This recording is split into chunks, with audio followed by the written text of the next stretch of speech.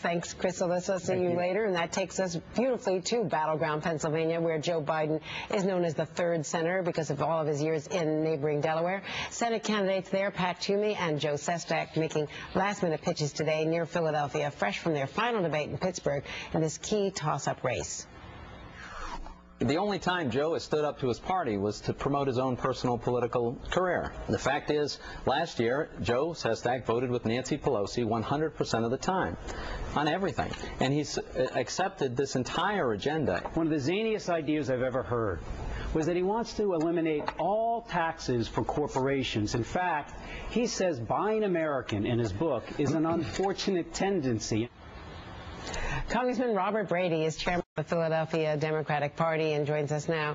Hey, Congressman, you've got your work cut out for you because this race, as many have in the past, will likely turn for Democrat Joe Sestak on what the turnout is in Philadelphia.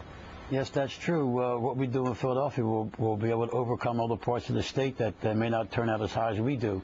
You know, when a candidate has a 20 or 30-point lead or behind, we don't matter. But when you're in the majority of victory, when you're in the 5%, you know, we're the only game in town, and we know how to do that. And we are going to turn it out on Election Day, enough numbers to carry Joe Sestak in the United States Senate.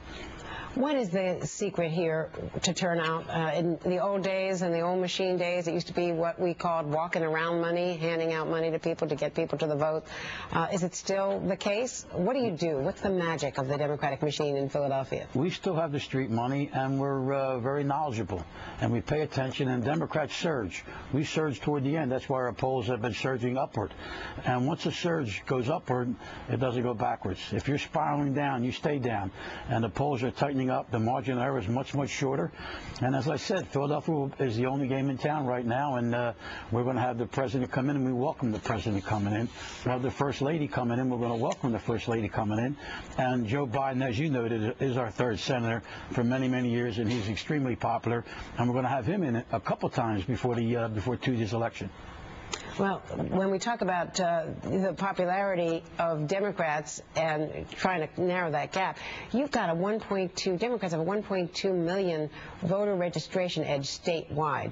Why has Joe Sestak had such a hard time? Because according to Charlie Cook's latest advisory, he thinks that, in fact, Sestak has pulled as even as he's going to pull, and that he would expect Pat Toomey's lead, while it is narrow, to stabilize and rebound a little bit. So he's calling it leaning Republican. I've never seen a rebound spiral down, spiral back up again. And we do have a larger voter registration, and we're going to utilize that, and we'll utilize that through in the city of Philadelphia.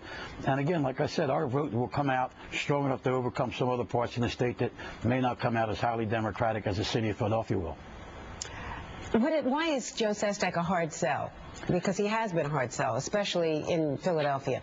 Why is it hard to, persuade some of the voters, the loyal Democrats, to come out for Joe Sestak? I don't think Joe's a hard sell. I mean, he's extremely honest. He's straightforward.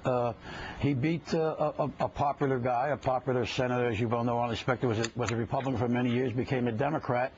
But he's focused. He's got his eye on the ball, and he's right next to Philadelphia. His district matches with mine. It's right next to mine, right in the Delaware County. And the Philadelphia people do know Joe Sestak, and they do like him. He put a great ad on with the dog. I don't know if anybody saw it, if you saw it, but he's cleaning up the mess of the Republican Party. That's exactly true. The doggy poop ad, I did see it. I'm embarrassed to say we played it. I'm a dog lover, but you should play it. And he's right. We are cleaning up the mess. I mean, that the Republican administration left President Obama. Clinton left an $86 billion surplus, and Bush left Obama $1.2 trillion deficit. Well, you talked about that seat, the open Sestak seat, the 7th congressional district right outside of Philadelphia. That is now leaning Republican with Pat Meehan, the former U.S. attorney, against Byron Lentz. And you've got Congressman Murphy's seat at stake in a rematch. A rematch there with Fitzpatrick. So why are these toss-up seats Democratic seats now likely to go Republican? Well, they started out again with a high, percentages. The numbers were high for the Republicans, both in the Meehan seat. His numbers were high, and Fitzpatrick's numbers were high. They're now coming down drastically, coming down to the margin of error, and even. And we just, again, our Democrats, we surged in the last month. We're surging now. We're going to surge in the last week, and I also think, without question, that both of them seats will be in the Democratic column. And is there any way that you're going to hold the State House for the Democrats, as Ed Rendell is term limited? That's also been leaning Republican. Well, they can lean whatever they want to lean, but next Tuesday they will be in the Democratic column for sure. One quick question. We talked about street money, walking around money, whatever you want to call it. What actually does that buy? What the street money does is give our committee people, gives them resources to put people to work on the polls. They go out, they knock on doors, they get their street list, they check who did vote, who didn't vote, and around 3 or 4 o'clock who didn't vote, we have people to walk out into the divisions, knock on the doors, and they're neighbors. They're people that know each other. They go to church together, they go to school together, they shop in the same neighborhood, and they knock on their neighbors' doors and remind them to come out and vote. And it's extremely effective, as it's always been, and it'll be extremely effective come Tuesday.